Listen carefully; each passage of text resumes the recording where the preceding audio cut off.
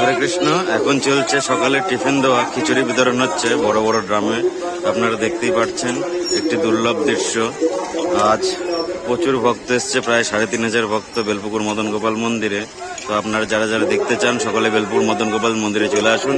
এরপরে হবে দুপুরের মহাপ্রসাদ বিতরণ অনুষ্ঠান। কি কি প্রসাদ দেওয়া হচ্ছে দেখো, এখানে খিচুড়ি দেওয়া হচ্ছে, আর ওইদিকে বড় বড় ড্রামে সব রাখা আছে। ওইদিকে খিচুড়ি আবার চলছে পরে রাতের জন্য, এইগুলো সব খিচুড়ি বোঝাই।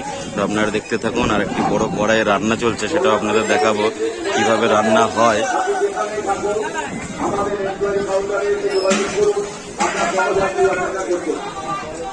এখানে দেখুন বড় বড় কড়াই খিচুড়ি দেওয়া হচ্ছে সবাইকে। আর এত বড় কড়াই একা রান্না করা সম্ভব না, ৩-৪ জন মিলে একসাথে রান্না করছে। আপনারা দেখুন কীভাবে রান্না করে এইসব বড় বড় কড়াই। আপনারা আশা করি কোনোদিন দেখেননি, আজকে দেখুন বেলপুকুর মদন গোপাল মন্দিরে এই রান্না।